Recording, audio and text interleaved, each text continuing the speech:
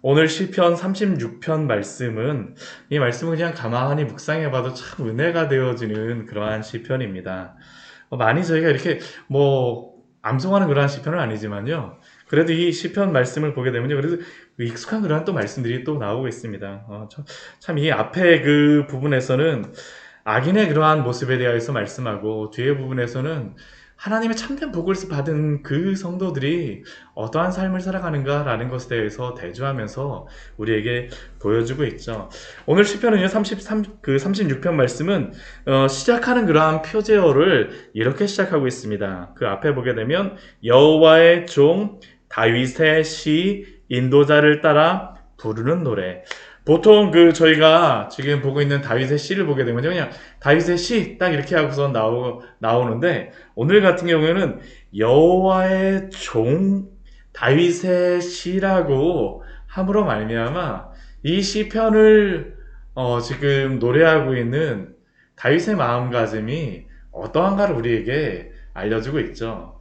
지금 다윗은 여호와의 종이라고 하지만 어떠한 상황이 있었을까요? 저는 왕이었다고 생각을 합니다. 자신이 왕임에도 불구하고 자신은 왕이 아니라 종이라는 것입니다. 이게 분명한 인식이 있는 것이죠. 여호와의 앞에서 종에 대한 그러한 분명한 인식, 백성 앞에서 그러니까 왕으로 있을지 모르지만 그러나 참되게 이스라엘을 다스리시는 분은 바로 하나님이고요. 다윗은 그 하나님의 집에 종으로 머물기를 소원하고 있는 것이죠. 소원하고 있는 것입니다. 이게 참 얼마나 은혜로운지 모릅니다. 이게 하나님의 은혜를 알고 그 은혜 속에 살아있는 사람들만이 바로 이러한 것을 사모하지 않습니까? 세상에서의 그 풍성한 첫날이 아니라 하나님의 집에서의 문지기로 하루를 있기를, 정말 한순간이라도 있기를 소원하는 그러한 마음, 이게 바로 오늘 시편 말씀에 보게 되면 나와 있는 다윗을 통하여서 우리가 볼 수 있는 그 시편의 말씀인 것 같습니다. 36편의 그 말씀입니다. 먼저 1절서부터 우리 4절까지의 말씀을 보게 되면요, 악인의 그러한 모습과 그 태도가 어떠한지를 우리에게 보여주고 있죠. 악인의 죄가 그의 마음속을 이기를, 악인의 죄의 시작이 무엇인지 우리에게 말합니다. 이 뒤에 여러 가지 악인들이요, 여러 가지 죄를 행하는 모양은 나타나고 태도는 나타나지만 그들이 왜 죄를 짓는가라는 것을 1절 말씀에서 우리에게 이렇게 말씀합니다. 악인의 죄가 그의 마음속에 이릅니다. 죄의 그러한 본성이 뭐라고 얘기하냐면 그의 눈에는 하나님을 두려워하는 빛이 없다 하니, 하나님을 두려워하진 않습니다. 하나님을 두려워하는 그러한 생각이 전혀 없어요. 하나님께서 하나님을 두려워하지 않고 경외하지 않으니까 어떻게 할까요? 마음대로 사는 것이죠. 마음대로 사는 것입니다. 이게 바로 악인들이 죄를 행하는 그러한 이유입니다. 이 시대도 동일합니다. 하나님을 두려워하게 되면요, 우리가 속담에도 하늘이 무섭지 않느냐라고 하는데, 그리스도인 같은 경우에는 항상 가지고 있는 마음이 무엇입니까? 하나님이 나를 보시기 때문에 그 앞에서 어떻게 살아갈까라는 것에 대해서 항상 고민하지 않습니까? 근데 악인은 그렇지 않죠. 그의 마음속에 이르기를 하나님을 두려워하지 않습니다. 하나님이 없다라고 합니다. 스스로 자랑을 해요. 무엇이라고 자랑을 하냐면요, 2절 말씀해 보게 되면 죄를 한참 행합니다. 죄를 마음껏 행하였어요. 그 자랑이 무엇이냐 하면 내 죄가 드러나지 않았어. 내 죄와 자기의 죄악은 드러나지 아니하고 미워함을 받지도 아니함이라 함이로다. 내 죄는 드러나지 않은 게요, 얼마나 큰 자랑인지 모릅니다. 내가 이 죄를 행했는데도 다른 사람이 몰라. 다음번에도 이렇게 해갖고 얼마나 좋은 방법인지 몰라. 잘못된 길에 대해서 어떤 방법을 뚫었다라면 다음번에도 이거를 통해갖고 내가 또 더 많은 무엇인가를 얻을 수 있겠구나. 나만 알아야지. 나중에 이런 게 시간이 지나면 어떡하니까 영감이 되는 겁니다. 나 이렇게 해갖고 얼마나 성공했는지 몰라. 스스로 자랑하죠. 자기의 죄악은 드러나지 아니하고 미워함을 받지도 아니함이라. 그의 입에서 나오는 것은 무엇입니까? 그러니까 항상 죄악과 속임이죠. 죄악에 대한 그런 말을 하고요, 속이는 것들 거짓으로 합니다. 이러한 것들이 드러나지 않게 되면 너무나도 기분이 좋아요. 내가 말을 얼마나 잘하는지 몰라. 얼마나 잘 내가 능숙하게 얼굴 하나 변하지 않으면서도 이렇게 행하였는지. 그리고 그는 지혜와 선행은 그쳤습니다. 반대죠. 죄악과 속임의 길로 달려가니까 지혜와 선행은 그치는 것. 아무리 지혜롭고 선행을 행하는 말을 하는 것 같지만 그러나 그 안에 죄악된 마음과 속이고자 하는 그러한 생각이 있게 되면 무엇입니까? 겉으로 드러난 것 같고 틀리지 않습니까? 이면이 우리가 있다라고 이야기를 하잖아요. 겉과 속이 틀리다라는 것. 아무리 겉으로 보기에 그 좋은 말과 지혜로운 말이라 할지라도 악인들은 죄악과 속임이 그 속에서 나온다라는 것이죠. 항상 죄악만을 꾀합니다. 우리 4절 말씀을 보게 되면 악인의 그러한 모습이 이러죠. 그는 그의 침상에서 죄악을 꾀하며. 우리는 침대에서 왜 침대를 가서 침상에 가서 쉬려고 합니까? 편히 쉬기 위해서죠. 근데 이 사람은 침상에서 죄악을 꾀하고 있습니다. 역사는 밤에 이루어진다라고 세상 사람들은 이야기하지만 그러나 그것이 아니죠. 그게 무엇이겠습니까? 죄악을 꾀하고자 하는 그 어떠한 생각들. 항상 스스로 악한 길에 섭니다. 죄를 스스로 행하죠. 또 동주가 누구일까요? 친구들이 악을 거절하지 아니하는도다. 악을 거절하지 아니한다는 이야기는 옆에서 또 누군가가 이렇게 하면 좋대. 옆에서 악을 행하는 그러한 사람들과 함께 있는 것입니다.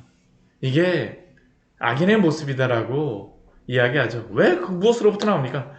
하나님을 두려워하는 빛이 없기 때문입니다. 빛이 없기 때문이죠. 세상에서 얼마나 이러한 것으로 인하여서 지혜롭다라고 하는 사람들이 있습니까? 그런데 그러한 것들이 드러나게 되어졌을 때에 우리가 여러 뉴스라든가 그러한 것들을 봤을 때에도 얼마나 훌륭한 사람으로 우리가 보고 존경할 만한 사람으로 보았었지만 그 뒤에 있었던 그러한 것들이 밝혀질 때 얼마나 부끄럽습니까? 악인들의 그러한 모습이 그렇다라는 것입니다. 그러나 여호와의 종으로 있기를 소원하는 그러한 성도의 그러한 모습은 어떠한 모습일까요? 이것은 죄의 종입니다. 죄의 종의 모습이죠. 여호와의 종 다윗은 이러한 삶을 하나님 앞에서 소원하는 것입니다. 우리 5절 말씀 뒤에서부터 이렇게 나오죠. 여호와여 주의 인자하심이 하늘에 있고 주의 진실하심이 공중에 사무쳤으며 주의 의는 산들과 같고 주의 심판은 큰 바다와 같으니이다. 우리 악인과 같은 경우는 아무도 나를 모를 거야. 내가 죄악을 행하여도 드러나지 않을 거야. 그것이 자랑이지만 여호와의 종들의 마음은 무엇입니까? 하나님의 인자하심이 하늘에 가득한 것을 보고 있죠. 누리고 있습니다. 주의 진실하심이 공중에 사무쳐 있는 것을 항상 알아요. 성령께서 깨우쳐 주시죠. 주의 의가 산들과 같습니다. 이 주의 의는 공입니다. 우리가 보통 이야기하는 하나님의 공의로우심이 산들과 같이 든든하게 서 있고요. 주의 심판은 큰 바다와 같으니 이 심판은 하나님의 그러한 어떠한 판단입니다. 하나님의 판단이에요. 정의입니다. 하나님의 공의와 정의가 있는 곳에 무엇입니까? 한 곳에서는 구원이 있고요. 한 곳에서는 심판이 있습니다. 주의 성도들에겐 무엇이 있을까요? 여호와여 주는 사람과 짐승을 구하여 주시나이다. 세상에 그러한 구원을 의지하는 것이 아니라 하나님의 이러한 구원이 있다라는 것, 하나님의 인자하심이, 하나님의 진실하심이 온 세계를 가득히 차 있다는 것을 알기 때문에 주님께서 구원하신 것들을 바라며 살아갑니다. 바라며 살아갑니다. 이 사람은 무엇으로 만족하겠습니까? 여호와의 종들은 무엇으로 만족합니까? 하나님으로 만족하죠. 하나님께 피합니다. 우리 7절, 8절 말씀 우리 같이 한번 읽어볼까요? 하나님이여 주의 인자하심이 어찌 그리 보배로우신지요. 사람들이 주의 날개 그늘 아래 피하나이다. 그들이 주의 집에 있는 살진 것으로 풍족할 것이라. 주께서 주의 복락의 강물을 마시게 하시리이다. 네. 하나님의 종들은, 하나님의 백성들은 주의 인자하심이 얼마나 보배로운지를 날마다 누리면서 살아갑니다. 그리스도 안에 온갖 보화가 다 있습니다. 그렇지 않습니까? 하나님이 그 인자하심 안에 모든 것들을 그리스도 안에서 우리에게 다 베풀어 주시죠. 그러니까 어디로 피합니까? 주의 날개 그늘 아래 피하나이다. 다른 것으로 만족하지 않습니다. 그들이 주의 집에 있는 살진 것으로 풍족한 것이라. 아버지의 집에 있는 살찐 것을 풍족하게 여기죠. 주의 복락의 강물이 너무나도 시원합니다. 다른 것 마셔서는 그 갈증이 풀리질 않아요. 주의 복락의 강물이 너무나도 시원하고 너무나도 맛있죠. 달아요. 그러니까 그 복락의 강물을 마십니다. 이 복락이라는 게 에덴이라는 그러한 단어더라고요. 그러니까 이 주의 강물이 하나님이 베풀어 주시는 그 에덴 동산과 같은 그 강물이 날마다 흐르는 것입니다. 아버지의 집에서 누리는 사람들이죠. 저는 이 말씀을 보면서 탕자의 비유를 한번 생각을 해보았었습니다. 탕자가 어떠한 사람일까요? 저는 탕자의 말씀을 보면서 우리는 아버지 집을 떠나면 고생이다, 그렇게 이야기를 하고, 아버지 집을 떠나면 가난하게 되고, 망하게 된다, 세상적으로 그렇게 생각하지만요, 저는 꼭 그렇게 생각하지 않아요. 아버지를 떠난다라는 것은 무엇이겠습니까? 세상의 풍족한 것을 받아 먹는 거죠. 세상에 가서 많이 마십니다. 많이 먹어요. 그게 처음에는 무엇입니까? 너무나도 즐거운 것입니다. 꼭 망하지 않아도요, 이 세상에 있는 것들을 계속 먹다 보면 어떻게 할까요? 내 영혼이 피폐해져 간다라는 것을 발견하지 않습니까? 발견하게 되죠. 탕자가 바로 그것을 발견한 것입니다. 나중에는 자기가 아무리 맛있는 것을 먹어도 무엇처럼 느껴질까요? 쥐염 열매처럼 여겨지는 것입니다. 이스라엘에 가면요, 이 쥐염 열매를 이렇게 딱 해서 먹어보게 되면, 쥐염 열매가 이게 딱딱합니다. 맛이 없다라고 생각하는데요, 잘라서 먹어보게 되면 맛있어요. 이게 대추 맛 같습니다. 대추 맛. 대추같이 맛있고요. 이게 먹어보게 되면 씹다 보면 먹을만 합니다. 이래서 쥐염 열매를 먹었구나. 못 먹는 게 아니구나. 짐승에게 줬다라는 게요, 그게 영양분이 없거나 그런 게 아닙니다. 먹을만 합니다. 좀 딱딱하긴 합니다. 딱딱하기는 해요. 근데 이 쥐염 열매가 이게 그 안에 감추어진 비밀이 있습니다. 그게 뭐냐면, 쥐염 열매 안에 열매를 무엇이라, 그 쥐염 열매 한 이만한데요. 이만한데, 요 아래 열매가 있는데 그 열매의 이름이 뭐냐면 캐럿이라고 부릅니다. 캐럿. 우리 다이아몬드를 무게를 잴 때 뭐라고 이야기합니까? 1캐럿, 2캐럿 이야기하잖아요. 제가 그 이야기를 들으면 생각했던 게 그겁니다. 우리가 이 세상에 가갖고 보물을 구해가겠다고 하잖아요. 근데 결국 우리가 먹는 것은 무엇이겠습니까? 쥐염 열매 같은 것을 먹는 것입니다. 우리는 다이아몬드 같은 것을 구하겠다라고 해요. 그런데 쥐염 열매에 열매밖에 안 된다라는 것이죠. 참된 보물은 무엇이겠습니까? 주의 집에 살찐 것입니다. 하나님의 집에 살찐 것이 풍족한 것이죠. 주의 복락의 강물이 우리의 영혼을, 우리의 갈증을 온전히 사라지게 하지 않습니까? 우리의 영혼이 하나님의 주시는 그 강물을 마셔야지만 우리의 영혼에서 갈증이 사라지지 않습니까? 왜 그렇습니까? 우리 9절 말씀에서 이렇게 말씀합니다. 같이 한번 읽겠습니다. 진실로 생명의 원천이 주께 있사오니 주의 비단에서 우리가 빛을 보리이다. 생명의 원천은 주께만 있습니다. 이것이 만족의 근본적인 이유이죠. 여호와의 종들, 하나님의 백성, 하나님의 자녀들은 생명의 원천이 주께 있음을 압니다. 그러니까 그 빛을 어디에서 발견합니까? 주의 빛 안에서 우리가 빛을 보리이다. 오늘 아기는 무엇이라고 우리 1절 말씀에서 시작하였습니까? 악인의 죄는 그의 눈 안에는 하나님을 두려워하는 빛이 없어요. 하나님의 빛이 없는데 여호와의 종들은 어디에서 그 빛을 발견하는 것입니까?